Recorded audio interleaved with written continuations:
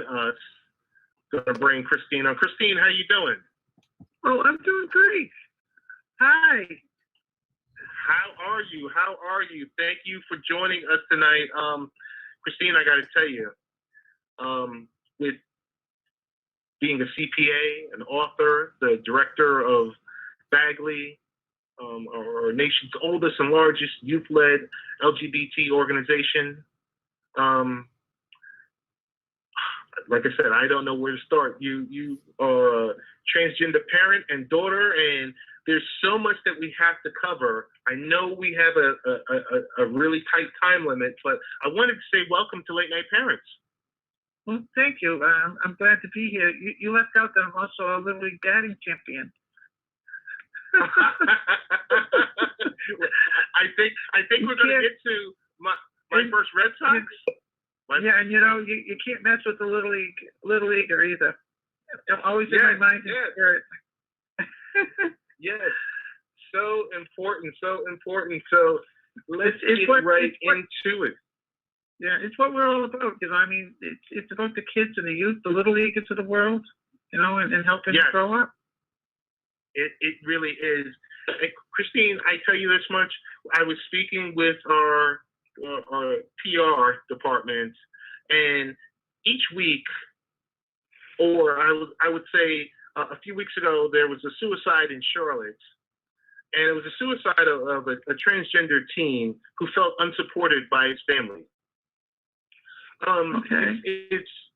It's one of those things where you are a source to bring that message out, to really to educate us to some of the issues that are happening with you being a transgender parent and daughter. I would like you to just share with us your experience with family rejection and or alienation. I really just want you to share your story. Well, I will, and I'll keep it short. And I just want to start off by saying, I'm using a big term, and I'll explain it as I go along. But cognitive dissonance, and what that means is we have an awareness of things that don't match and we can't fit, and we have an image and an idea of ourselves that doesn't match when we look in the mirror, or when we interact with other people, and when we keep that boxed inside. That's when the problems start. And what it is, it's about freedom of expression, freedom to be who you are. And that's what it is. That's what transgender rights are about. And that's what human rights are about. They're intertwined, they're one and the same. But being transgender is certainly a unique situation. I mean, I certainly didn't want to be transgender. I didn't check that box. If I even had a chance to check a box to say, oh, I think I'll be transgender, and none of us do. But we have to learn to accept ourselves and live with ourselves. And this is where the intersection happens, where our families don't. In my family, there's about 40 people have not accepted me, and they've all said goodbye to me. There's one nephew that I talk to on rare occasions, but other than that, I am completely disconnected from my family, and I've even been told to kill myself. I mean, just the outrageous hatred that's there just because a person's transgender is just unacceptable, and it's only because of this, and because I can talk out, and especially with all these suicides, it's important someone like me who's been through it, who's dealing with family alienation. I'm a survivor of an attempted suicide myself several years ago, and somebody needs to speak up to stop this. Youth are. I know they're all frustrated, but there has to be somebody that says, "Don't do it," and I want to be that person. Don't do it. It's things will change. I can't say they'll get better, but they will change. What happens today is not going to be what happens tomorrow. So I've begun to take the time to learn and read about the transgender community. I mean, there's nearly 700,000 transgender individuals in the United States, and that's about 0.3 of the population. So with that being the case, share with me some tips for people that have transgender loved ones. Well, I just want to address the count too, because I think it's substantially much lower than it really is. That count refers to those people that are openly recognizing themselves as transgender. And because of the stigma attached to being transgender, I would think in time that percentage is going to grow. I don't know how significantly, but I would not be surprised if there's 1 to 3% of the population that's transgender. And there was Lynn Connelly years ago did a calculation, and she was a mathematician and an engineer. She did some calculation based upon the facts that existed then, and she came up with a much higher number. But as far as sharing about, what people should do, I think sometimes a simple touch of kindness, understanding, and acceptance from family and friends can absolutely make a difference of life or death. And the bullying that was taking place and does take place with the young children are amongst themselves, and that has triggered this rash of young transgender suicides is just horrific. That when you think about, and everyone knows that this is what will happen if you do this to a person, but yet it persists. And the adults that are in the control of these young children are not taking an active, aggressive, remedial step or process to stop some of this. And they ignore it. And then when the person kills themselves, they say, "Oh my God, we didn't know," or they feel blindsided. But in fact, the warning signs were there all along.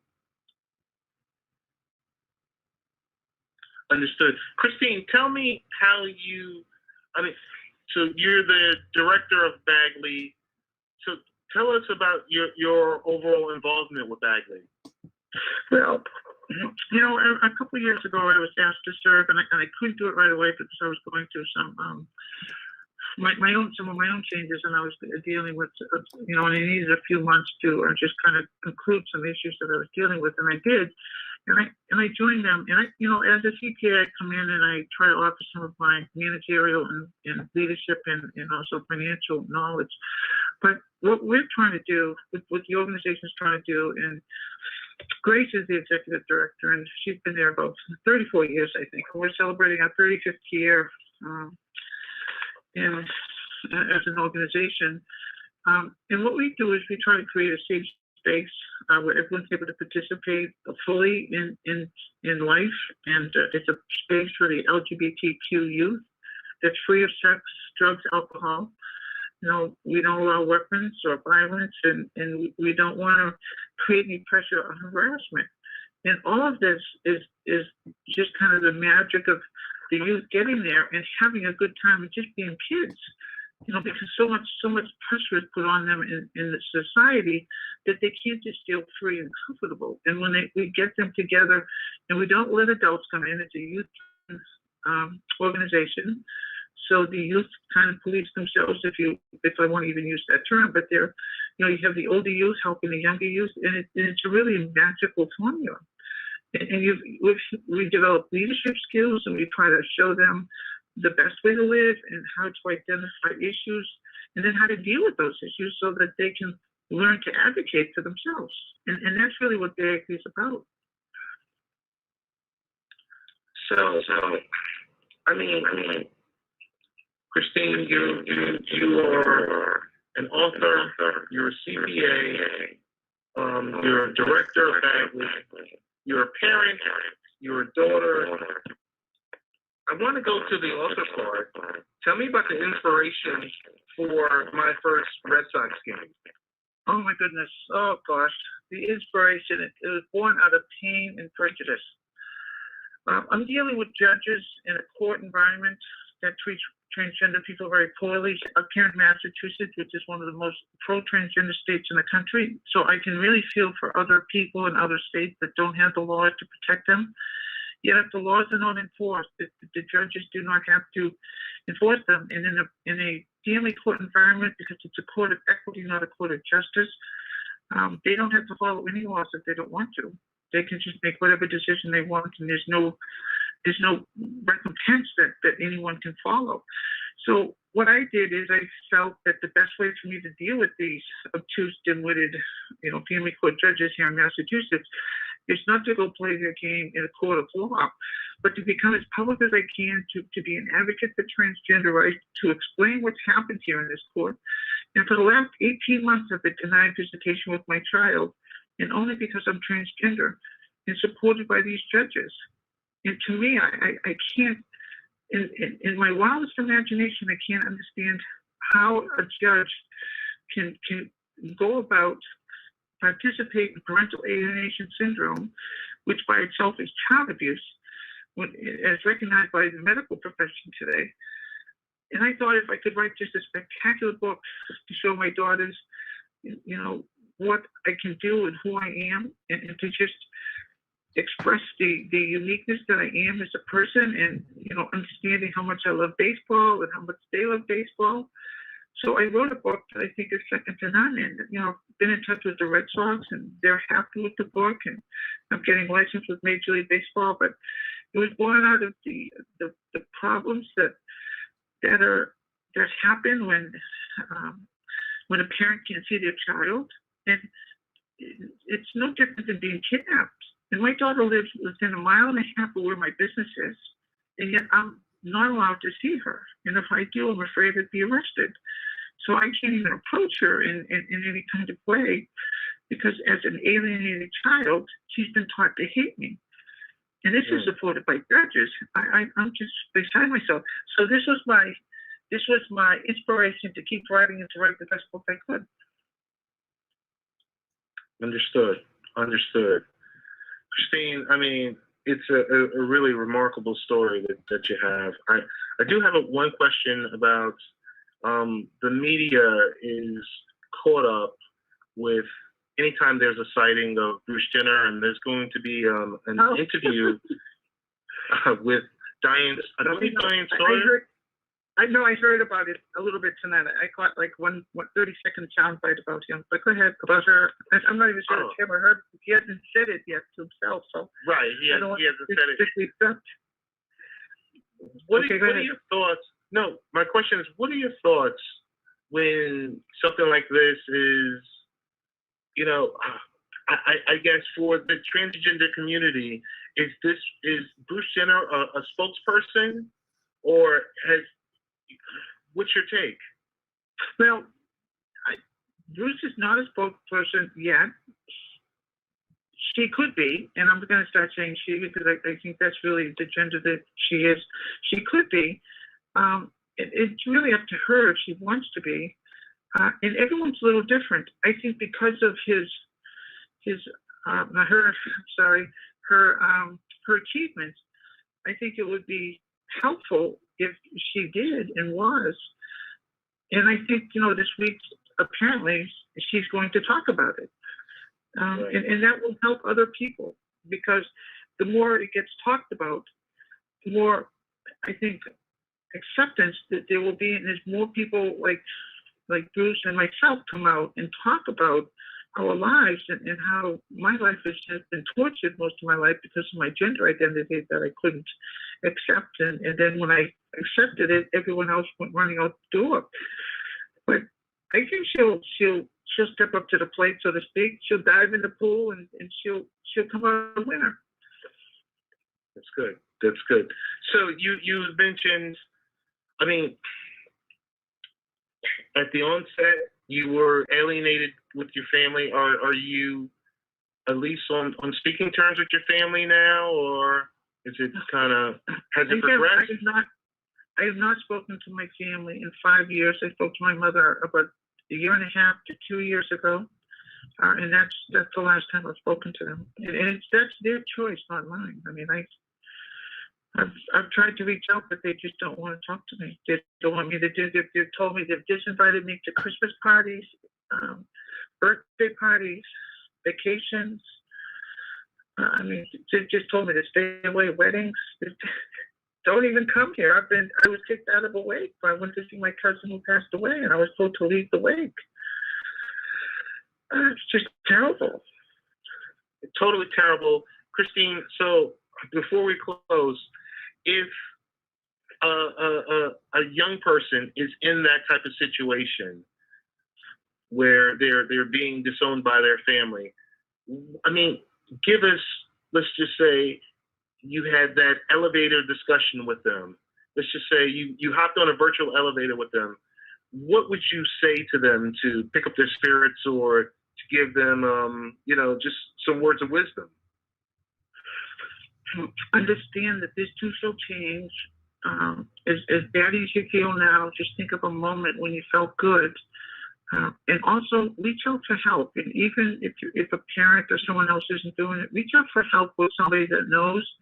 There's any number of telephone lines for suicide people, and you don't have to want to commit suicide to call them. Call them to say, who can I talk to? I just need to talk to someone before you reach the point of suicide or thinking about it. And in that respect, 80% of us, and I've seen the statistic, 80% or more of us people, transgender people, think of suicide. 41% actually attempt it. In relation to the rest of society, 1% or less attempted. So there's something horribly wrong with society. When the transgender population, 41% are trying to kill themselves because of the way they're treated by the rest of society. And the racial component that's here is just so stark and in your face. The scientific racism that existed back in the Holocaust and apartheid and the slavery of the South, it's just in your face, recognized here when people do this to a transgender person. There's no difference. Christine, I want to thank you so much for sharing your words and sharing your experiences. I want to give you a one-time round of applause.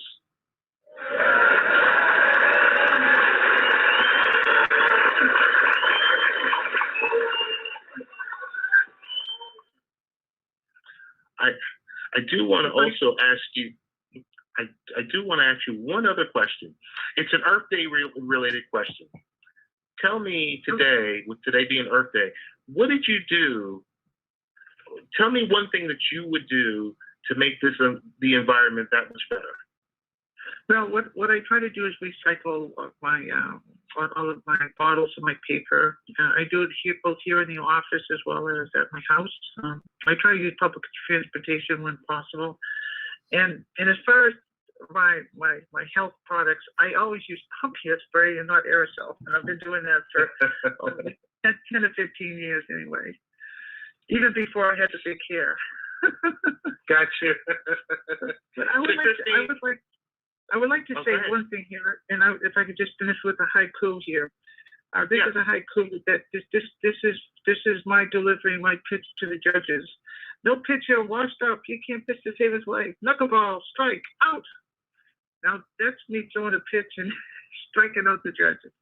But when you were hearing, I thought they were at the baseball game listening to the pitcher strike out a batter. So, but thank you so much for having me come on and share. This is a real privilege and an honor, and I appreciate it very much to be able to have the opportunity to talk about this particular need and giving me the opportunity to do that, Mr. Hicks, and I do hope that the people have learned something from the time that we've spent talking.